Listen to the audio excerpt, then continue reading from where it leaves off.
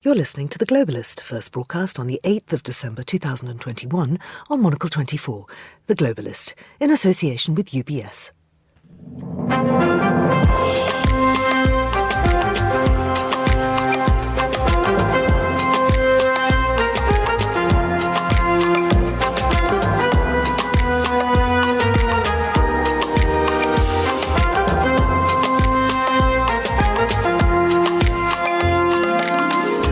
Hello, this is The Globalist coming to you live from Midori House in London. I'm Georgina Godwin.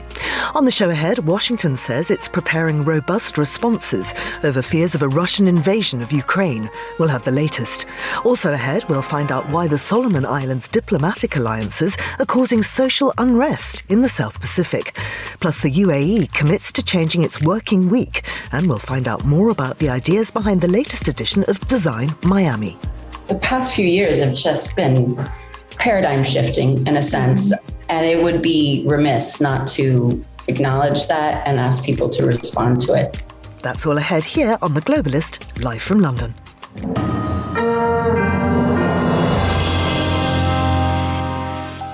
First, a look at what else is happening in the news.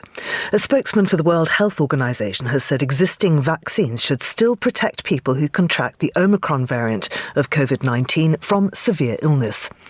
Australia's Prime Minister Scott Morrison has announced that his government will join the US in a diplomatic boycott of the 2022 Winter Olympics in China. And the UAE has announced plans to transform the country's freight and passenger rail networks. For more, head to monocle.com/minute. But first, the US President Joe Biden and his Russian counterpart Vladimir Putin have held a video call in an attempt to de-escalate the tense standoff along Russia's border with Ukraine.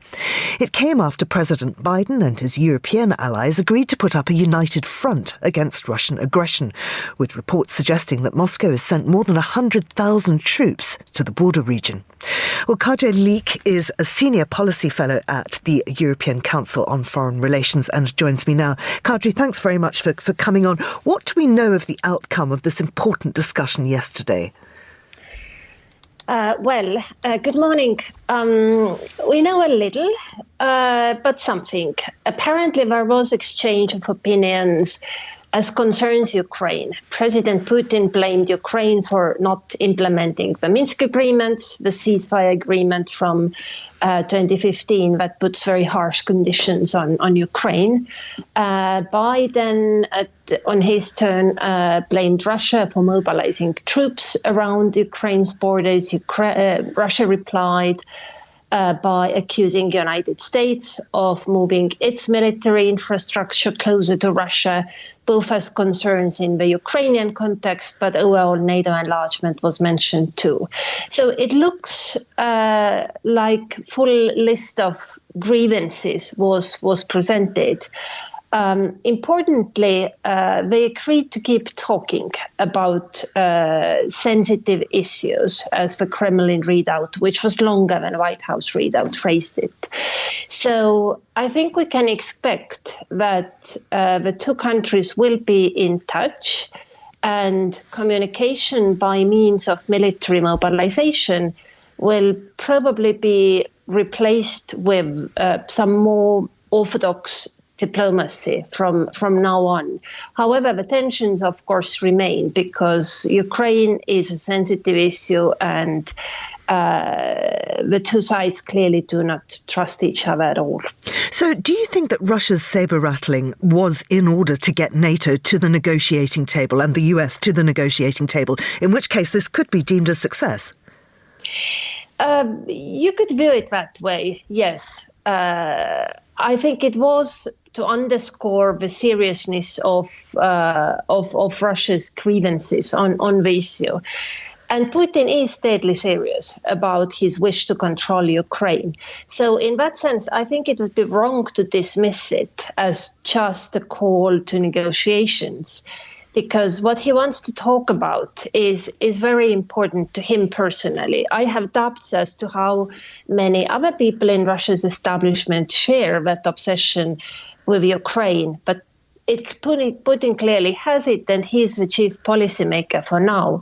So in that sense, I think we better take him seriously and talk about it, because otherwise next time around, diplomacy will not come before action, but only post factum, like in 2014, when Russia took Crimea without engaging in any talks beforehand, only presented us with a fact. But what foreign policy goal would Putin achieve by invading Ukraine? Well, Moscow's desire is to have firm control over Kiev's future policymaking. It has been hoping to achieve that by Minsk agreements, which sort of insert the Trojan horse into a Ukrainian political system that Russia hopes to control. But it's not working very well. However, I don't think that large-scale invasion would have delivered Moscow its goals either. I mean, the scenarios that were discussed, Russia taking half of Ukraine and leaving the western half for the West, that would have been a big bloody war with lots of casualties, a heavy price in terms of lives and economic sanctions. And even so, that would be a territory that is hard to control. And so I think Russian military action, if and when it comes, will be different. It is hard for me to predict. My brain doesn't work so creatively. But, who of us would have predicted takeover of Crimea the way it happened in 2014? It was very cunningly done. So in terms of Biden and his European allies, they've talked about sanctions. What other measures might they impose on Moscow should anything like this carry on? I think the goal now is to prevent it from happening, because something like this would actually upend the whole global political order and transform all power balances. So I think what Biden did, agreed on packages of sanctions, consulted with Europeans. I think that was good. And that's, but I think it all had to lead to some sort of diplomacy, because if, dealing with that kind of situation post factum is bad one way or other, regardless of the power of sanctions. But of course, the West can do a lot. Kicking Russia out of SWIFT would have grave consequences the global payment for Russia's network. foreign trade. Yes, exactly. That's a global payment network. Russia has managed to sort of SWIFT-proof itself a little bit, so to say. In 2014, that would have been a total disaster for Moscow, because then Russia couldn't have conducted even domestic payments without SWIFT. Now I think they would get pensions paid internally, but external trade would still be severely hampered. But also geopolitically, I think what matters more to Moscow is that cutting off its all Western relationship, that would leave Moscow at the mercy of China, both economically and politically. And I cannot see how that would be in Russia's interest. How has the Ukraine responded to the outcome of the talks? Well, Ukraine, it seems to me, have, of course, been very worried, because they sense that their fate is being discussed above their heads. And who wouldn't worry? Now, I think they are going to get a debrief from President Biden tomorrow, if I know correctly. And it's also our hope to learn a little bit more after that. But I hope that Ukraine can breathe a sigh of relief, because it looks like diplomacy will carry the day over military action. And do you think that the US will still send reinforcement troops to boost NATO forces on the eastern flank? Let's see. NATO forces were already somewhat boosted post 2014.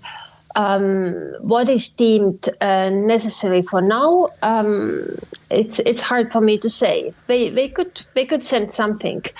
The real sensitive issue, of course, is Western military help to countries like Ukraine. And I think also in Moscow's eyes, there is one set of rules for NATO countries, even if they are next to Russia's border. And it's all much more sensitive when it comes to the so-called countries in between, such as Ukraine. So, finally, do you think that there is still a possibility of an actual boots-on-the-ground war in Europe? Yes, I think it remains the case. I think we might see such escalations on and off for some years to come, for as long as the status of Ukraine remains a sensitive issue. That's extraordinary. I mean, some people have said that perhaps Ukraine should just concede, and that would stop any such action. Is that something you subscribe to?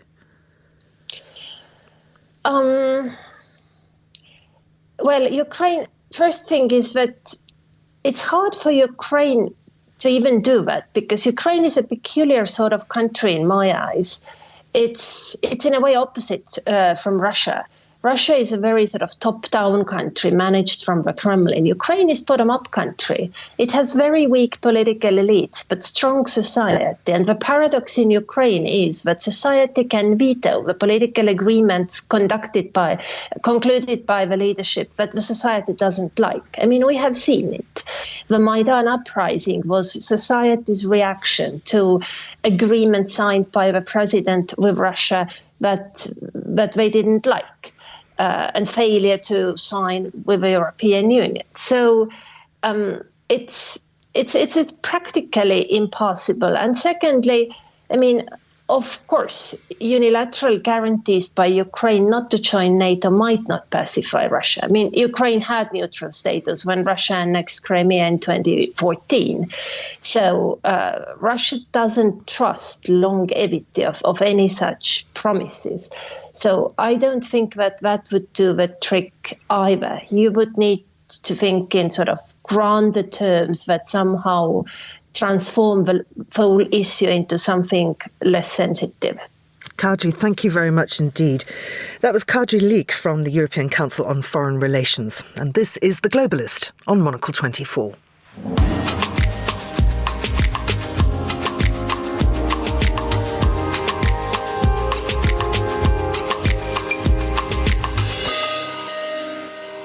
We're going to take a closer look at the situation in the Solomon Islands now, a nation of hundreds of islands to the east of Papua New Guinea and northwest of Vanuatu. In 2019, the archipelago changed its diplomatic allegiance from Taiwan to China. The move has fueled a week of violence in the capital, Honiara, which culminated in a vote of no confidence in the Prime Minister earlier this week. Well, Anna Pols is a senior lecturer in security studies at Massey University in New Zealand. Anna, thanks very much for joining us. Before we get into the events of the last couple of weeks, I wonder if you could just give us a quick history lesson on how the government of Solomon Islands works and the involvement of regional powers there. Okay, thanks very much for having me. So in terms of a snapshot of the Solomon Islands over certainly over the last 20 years. So Solomon Islands, the government follows a Westminster system of government, and increasingly since the 1980s and 1990s, there have been growing frustration on the part of the Solomon Islands population of citizens, particularly from Malaita and Guadalcanal, the two largest islands in the Solomon Islands, over resource extraction. And these long-standing grievances have fueled growing frustration within the Solomon Islands, and it resulted in what came to be known as the tensions between 1998 and 2003. And these frustrations were very much focused on, at the time, around uneven economic development between the different island groupings, divisions between the provincial governments and the national governments, and as I mentioned before, deep frustration about the capturing of the state by commercial interests. Logging, particularly, was one of the big ones, and the level of corruption as well. So the tensions emerged, and a civil conflict emerged between 1998 and 2003, and at that point, the Australian-led regional assistance mission to the Solomon Islands, known as Ramsay, deployed in 2003. And what we saw last week, in the last couple of weeks, are very much those same tensions, the same grievances around inequitable economic development and corruption and the capturing of the state.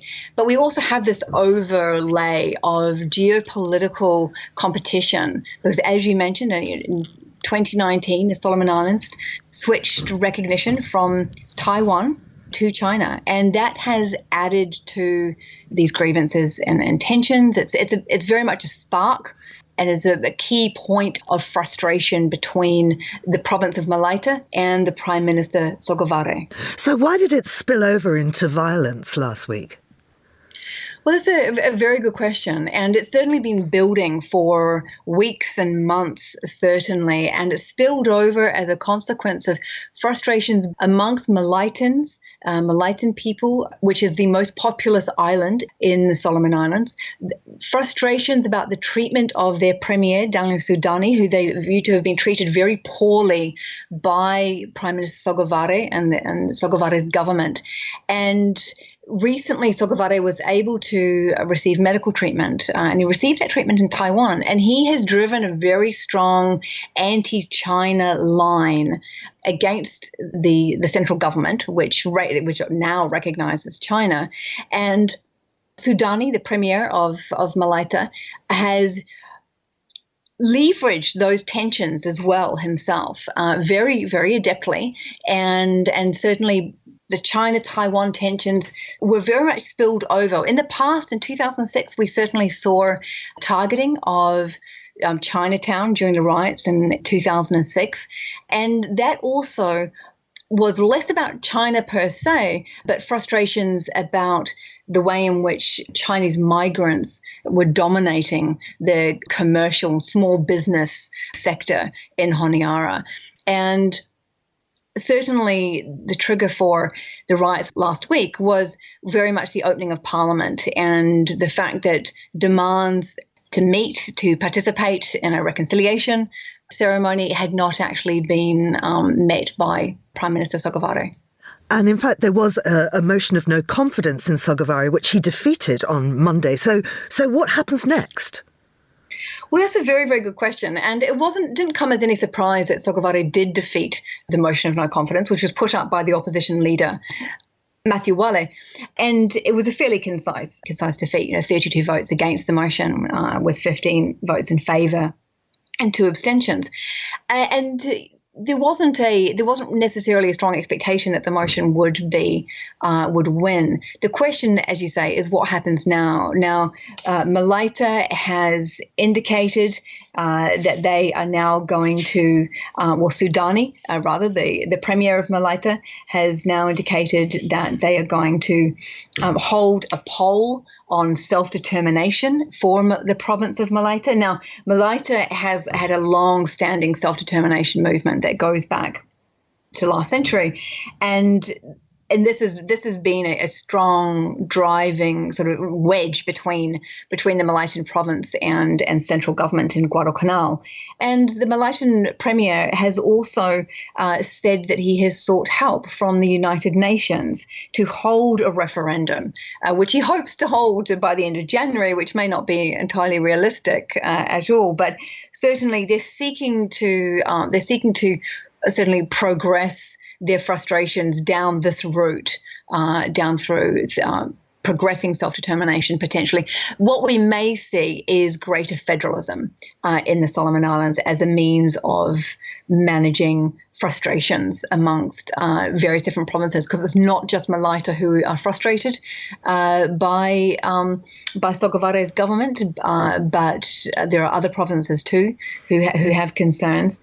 And certainly what we are also seeing are calls for external actors such as China and Taiwan and the United States to be much more mindful about the way in which they engage with the Solomon Islands, knowing that their own geopolitical interests are potentially sparking violence, as we saw. Anna, thank you very much indeed for that. That was Anna Poles. Now, still to come, we'll find out why the UAE is changing its working week. We'll review today's papers with Simon Brooke, and we'll hear a report from Design Miami. This is The Globalist. Stay tuned. UBS has over 900 investment analysts from over 100 different countries. Over 900 of the sharpest minds and freshest thinkers in the world of finance today. To find out how we could help you, contact us at ubs.com.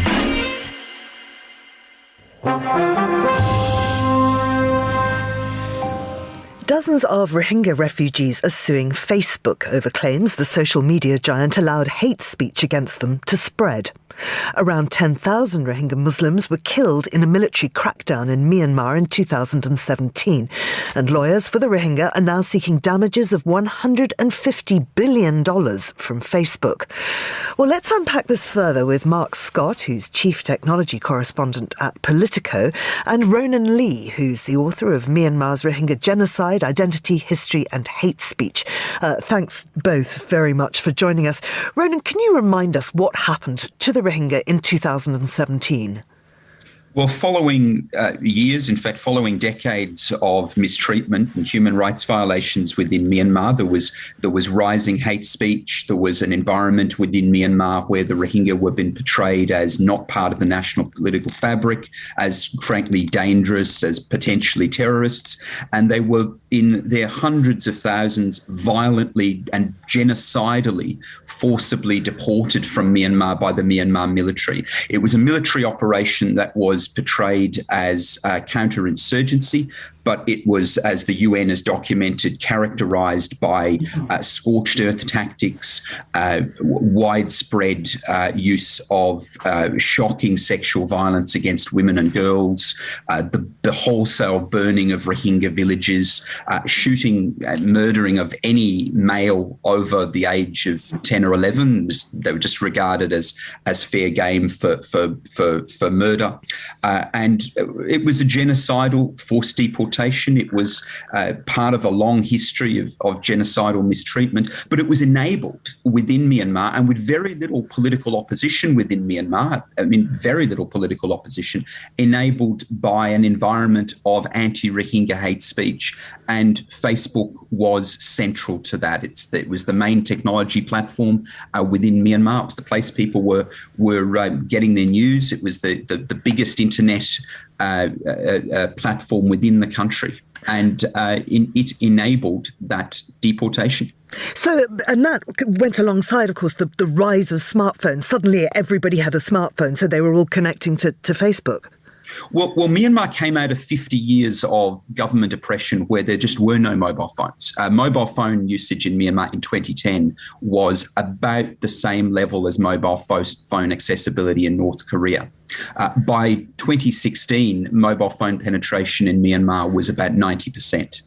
And Facebook arrived with that and aggressively sought market share within Myanmar. You would find that your mobile phone that you could get within Myanmar was preloaded with Facebook. It was a free basics platform that, in fact, other countries believed was anti-competitive. I think India banned the process. But it meant that Facebook got this great advantage commercially within Myanmar. And of course, people who first engaged with the internet via a mobile phone preloaded with Facebook, many of whom, tens of millions of people, came to believe that Facebook was the internet. I mean, in their lived experience, this was how the internet worked. And of course, Facebook for a period of time provided unmetered use of its platform. So people could use Facebook and get access to its services without affecting their mobile phone credit, which is pretty important in a third world country in terms of encouraging people to use your platform. So it was that aggressive seeking of market share, combined with, frankly, very little resource has been devoted by Facebook into actually regulating or into regulating the services that it was providing. It didn't provide people in country with language skills that were able to manage the sorts of hate speech that we very quickly were finding on the platform within Myanmar. I mean, right back to 2011, 2012, there were warnings from people within Myanmar, myself included, that the platform was not cracking down on the types of hate speech that would probably land you in jail in a Western country. I mean, Mark, Facebook did admit that, though. In 2018, they said that they hadn't done enough to prevent the incitement of violence and hate speech against the Rohingya. Could that be significant in the legal case? I mean, it could. I mean, it comes down to Facebook taking responsibility, but frankly, too late. The issue, particularly the lawsuit in the US is going to face is that there is a quite technical thing known as Section 230 in the United States, which basically provides Facebook and other social media platforms with a pass because they're not held responsible for what people put up on the site, even if it is hate speech. The lawsuit that was filed this week is trying to get around that by using law from Myanmar, not the United States, to do that. So yes, them taking responsibility is key, but it comes down to, can they be held liable under US or Myanmar law for what happened on the platform? I mean, this is a huge legal claim, isn't it, Mark? Is this uncharted territory? The levels of money we're talking about are definitely uncharted. Unfortunately, it's not the first case brought against Facebook for incitement, or at least allowing incitement of hate speech to be spread across the platform. I think what's interesting about this case, though, is just, as Rona mentioned, the offline effect of what happened on Facebook was real and clear and present danger for the Rohingya. And there was a UN report that came out, I think, in 2018 that outlined Facebook's role and responsibility for this. And the fact that the company and even Mark Zuckerberg, the CEO, did take responsibility and did say they hadn't done enough. I mean, that is, frankly, admitting guilt. It's a question of, is that guilt enough to stand up in court? And Rona, how significant is this being viewed as within Myanmar? Well, within Myanmar, I think there are other issues that are distracting people from what's happening with the legal system outside of the country. They're dealing with the aftermath of a coup. But for the Rohingya, this is significant because this is an indication that they're still working towards some sense of justice, of holding the people responsible for contributing to their genocide accountable. And that's very important to a community that's had very little justice for 50 years. Mark, will other persecuted groups across the world be keeping a close eye on how this develops? The answer is yes. I mean, this is, I think, a test case that many others will look to follow. I mean, what's going on right now in Ethiopia is a prime example of how Facebook is continuing to play a role. And there's been a recent Facebook whistleblower called Frances Haugen, who's provided a lot of internal documents about what the executives knew and when they knew about this. And it comes down to at least the documents which Facebook, frankly, disagrees with, say that a lot of this information was already available and known to senior executives within inside the company. They just didn't do anything about it in terms of providing content moderators, removing the worst types of hate speech. And as Rona mentioned, what had happened against the Rohingya on Facebook regarding hate speech is something, if it happened in, say, the US or the UK, would put you in jail. But because I think as of 2018, they had 2 or 3 language experts who could understand what was going on across all of Facebook, they just didn't have enough resources aimed at Myanmar. Mark, thank you very much indeed. That was Mark Scott and Ronan Lee. Now, here's what else we're keeping an eye on today. A spokesman for the World Health Organization has said existing vaccines should still protect people who contract the Omicron variant of COVID-19 from severe illness. The WHO's Dr. Mike Ryan added that there was no sign Omicron is better at evading vaccines than other strains of the virus. Australia has said it will join the US in a diplomatic boycott of the 2022 Winter Olympics in China. Prime Minister Scott Morrison said the decision was in response to human rights abuses in China's Xinjiang province. Australia, like the US, will still allow athletes to compete at the Games. And the French fashion powerhouse Chanel has opened its new 19M facility in Paris. It's home to a wealth of artisans working with long-standing specialist manufacturing techniques. You can find out more about the sprawling building, which is set to formally open next year, at monocle.com/minute. This is The Globalist. Stay tuned.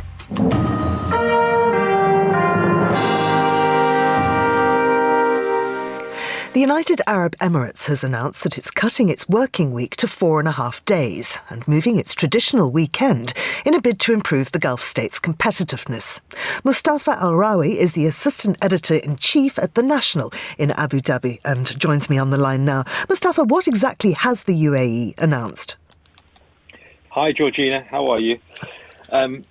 Yesterday, the UAE government announced that the federal and other local government workers would move to a new working week.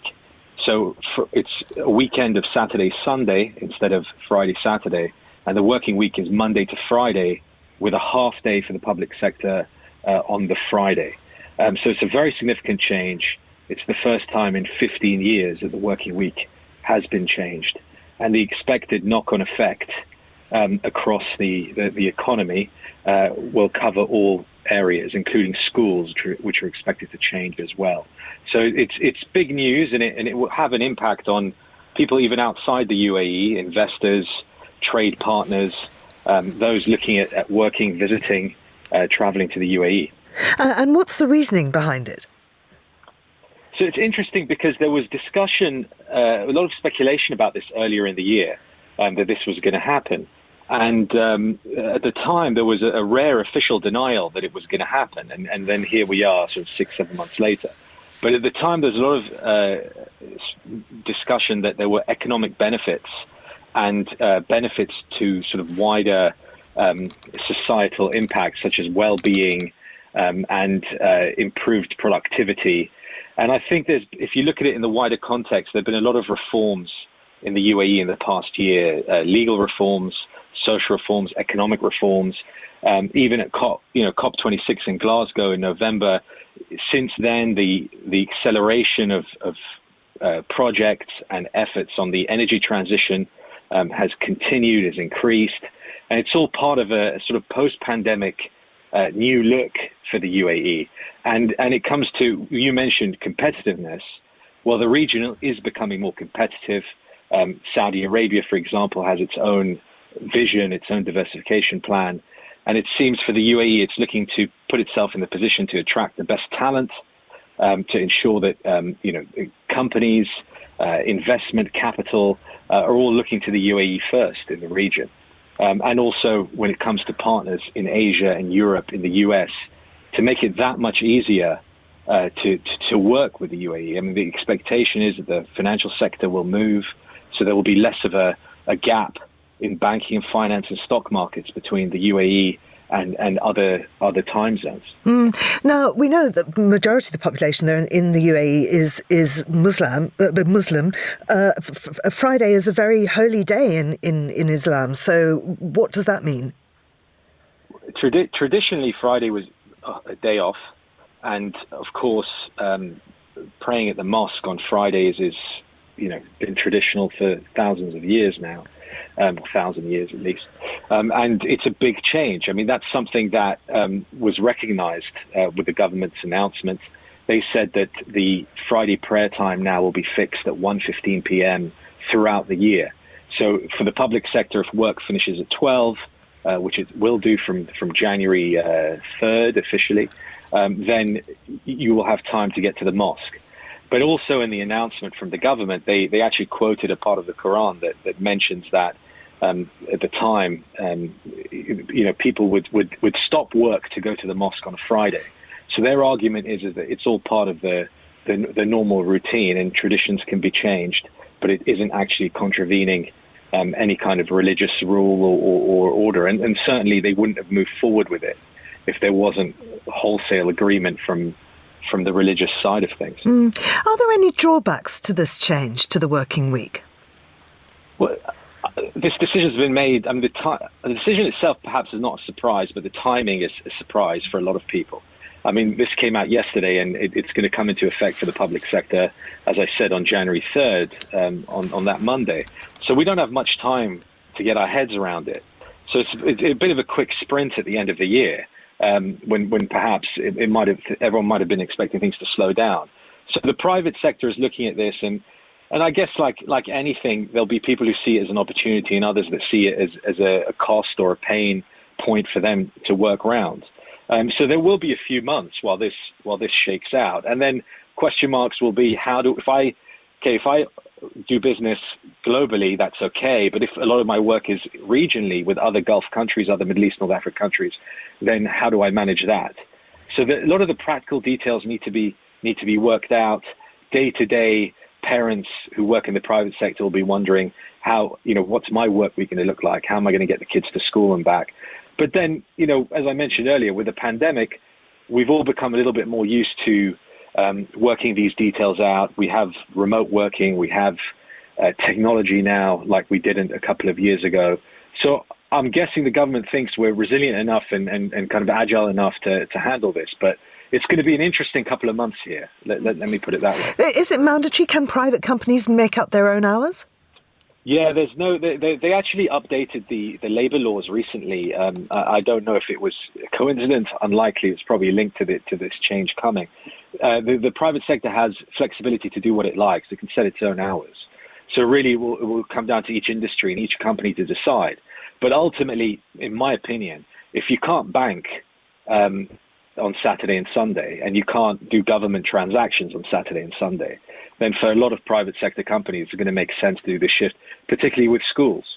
So I think by the end of next year, it's likely that almost everybody will probably get on board with the changes, I would have thought.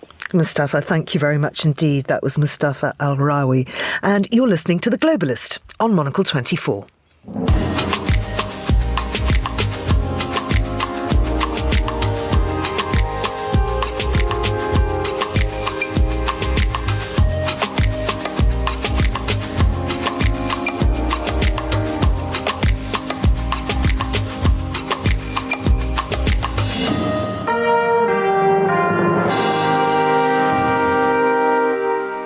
You're listening to The Globalist on Monocle 24 with me, Georgina Godwin, and we'll continue now with today's newspapers.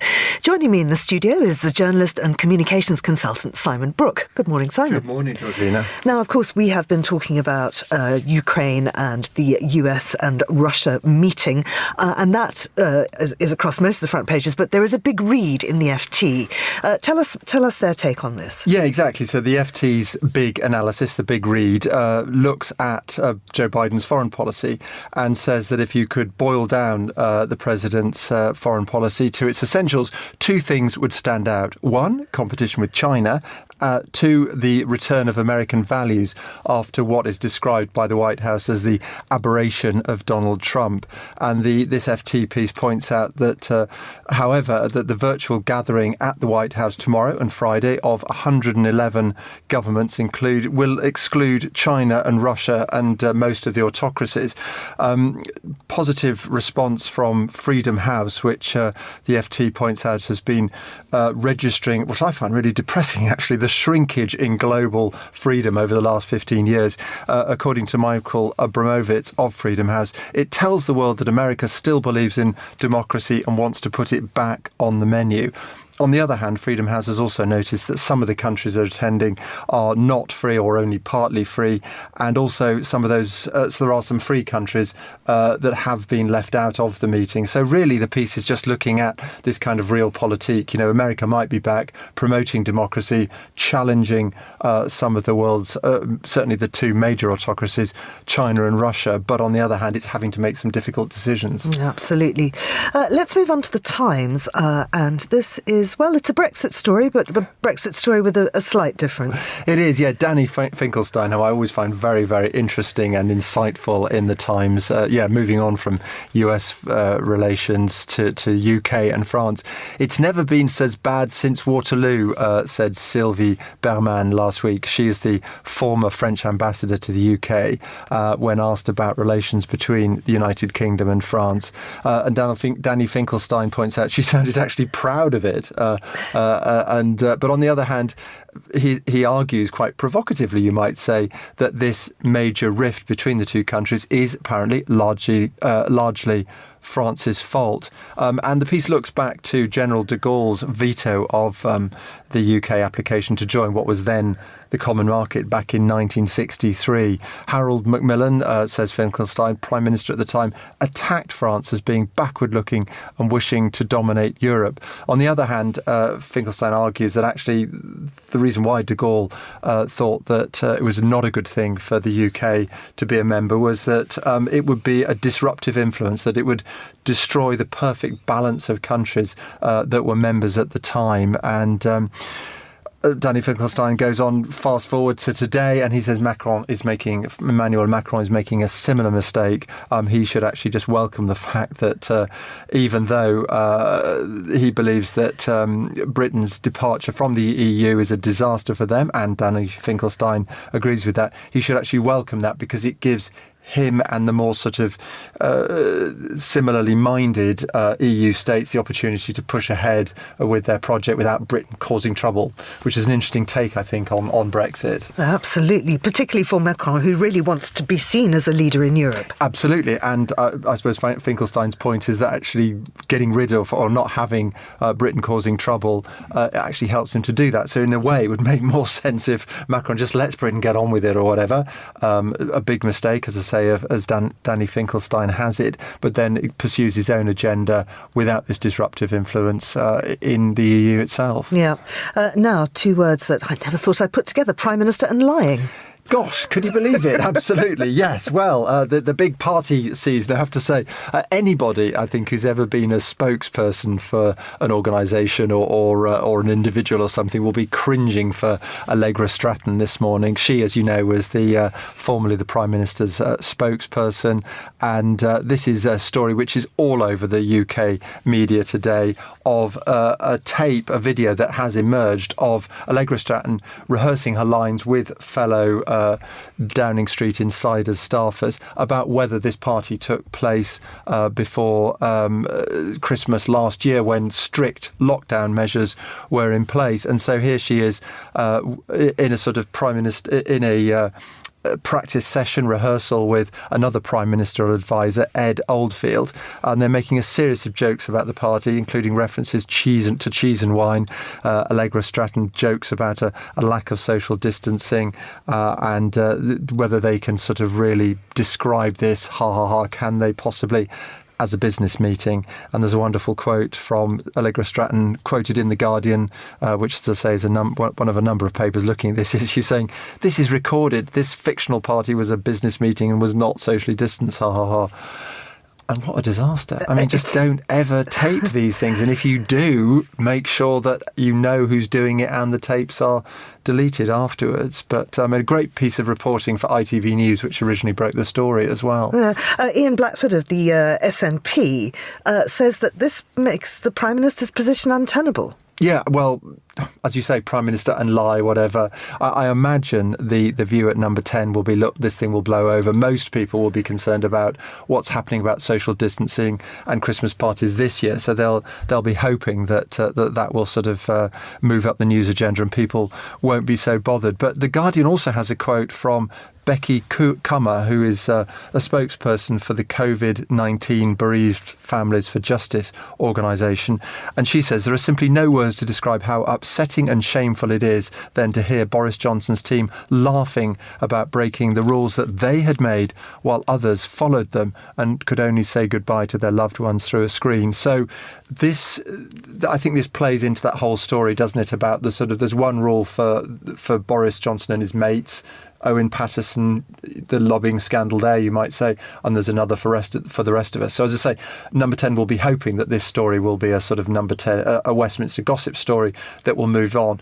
But if it ticks that fairness box, one rule for them and another for the rest of us, then I think it could be very serious for the Prime Minister. Absolutely.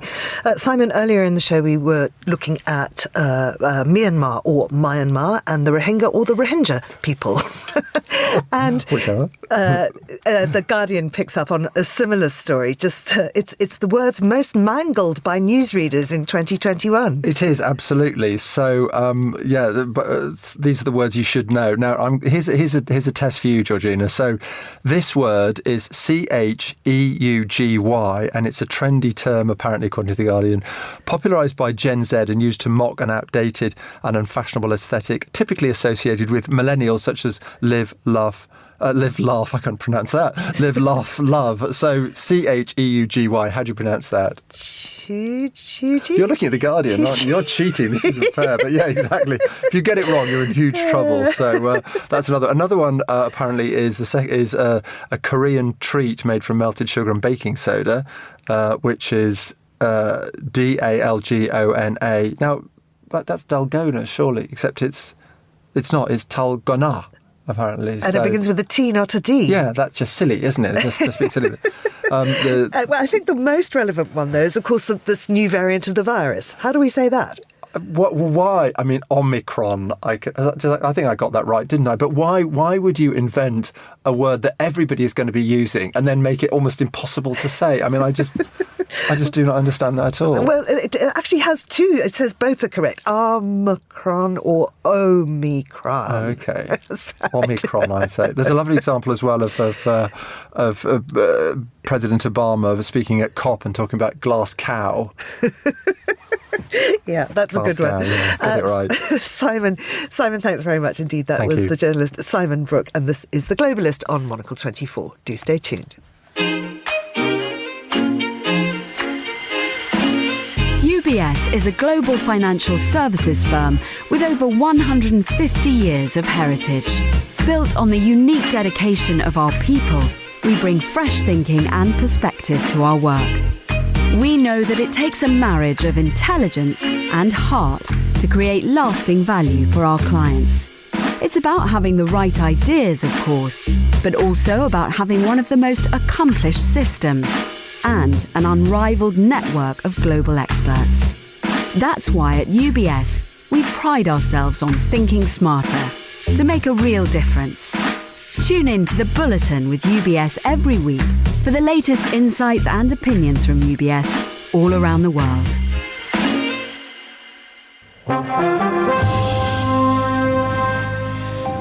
Well, let's get the day's latest business headlines now with Annabelle Williams, who's personal finance specialist at Nutmeg, which is the UK's largest digital wealth manager. Thanks very much for joining us, Annabelle. Let's start with Amazon because thousands of people were left without fridges and doorbells for several hours because they were all linked to smart home devices controlled by Amazon, and Amazon went offline. Tell us more. That's right. So Amazon's cloud computing arm, which is called Amazon Web Services, had some problems at its data center in the west coast of America.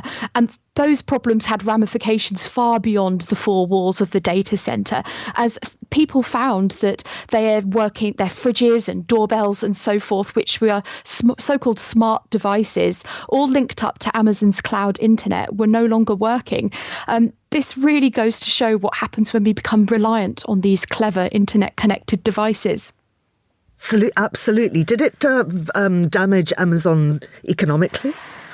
The thing is that Amazon has such power, especially in the cloud computing world. I think that a lot of people don't realise that all of their data is being stored in the sky, which we call the cloud, in these data centres. And actually, this kind of outage, which happens from time to time to the various providers of these services, it doesn't really do that much to knock our reliance on their brand.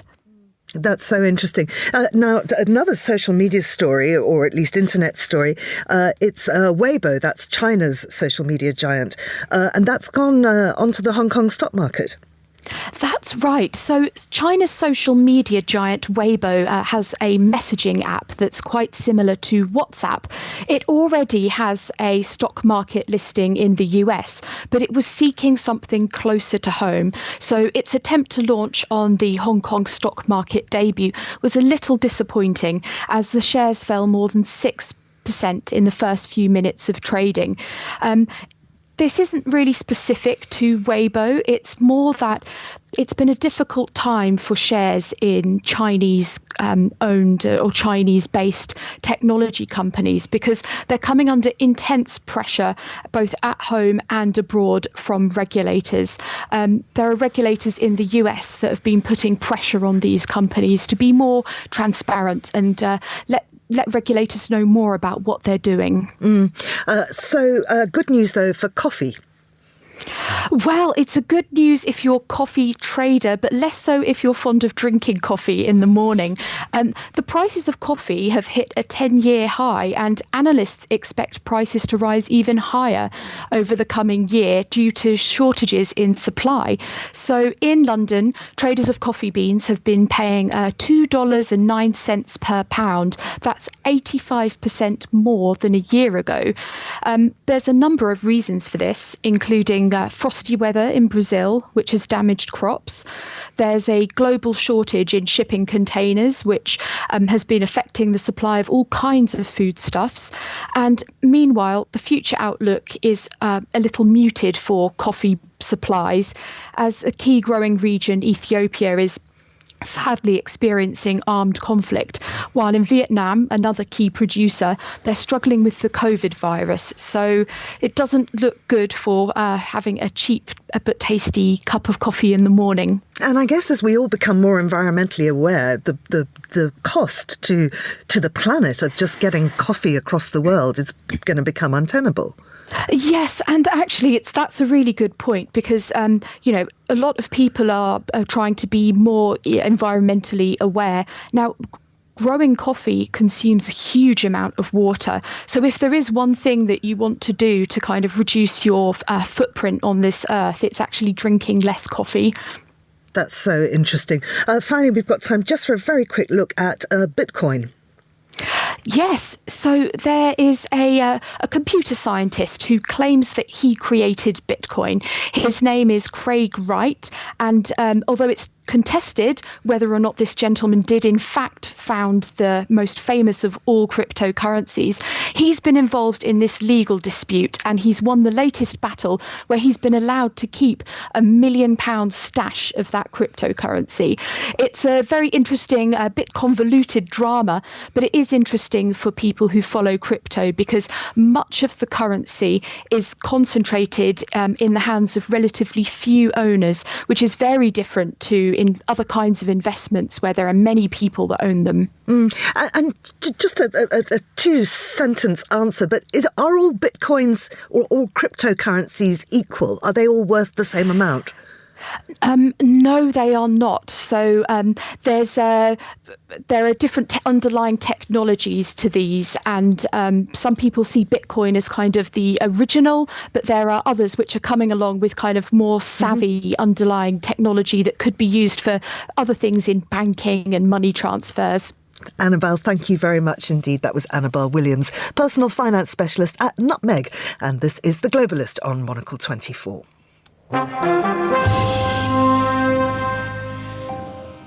Design Miami is one of the biggest dates in the design calendar, and this year's instalment, which concluded last week, was no exception. The 17th edition of the event was notable for a number of reasons, not least the creative influence of new curatorial director Wava Carpenter, who, alongside Design Miami's editor-in-chief Anna Karnick, recently caught up with Monocle's Toronto bureau chief Thomas Lewis, who began by asking Wava Carpenter about the theme for this year's expo, which was humankind.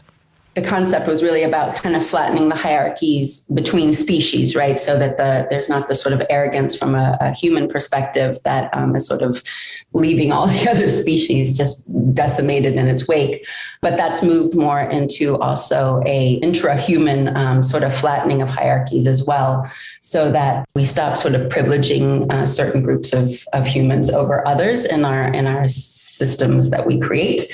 So yeah, we just invited everyone who is participating to sort of share any sort of vision for a more sort of equitable or interconnected future, a more harmonious world that way.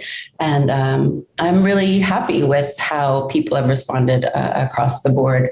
Brands in particular, I thought really stepped up with strong social responsibility projects and messaging around the environment and broadening sort of participation of all different sorts of groups that are often left out of, especially worlds like Design Miami.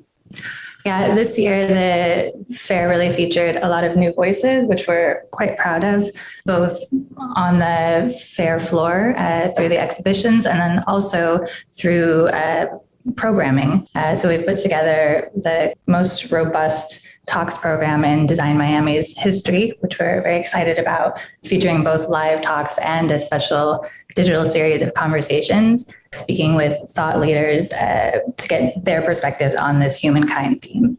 And just to ask a pretty simple question, I just wonder how good it's felt for the two of you, but also how it's felt for the people that you've met and spoken to this week about being back at Design Miami in person once again. What's the mood and the energy been like there this past week? Absolutely.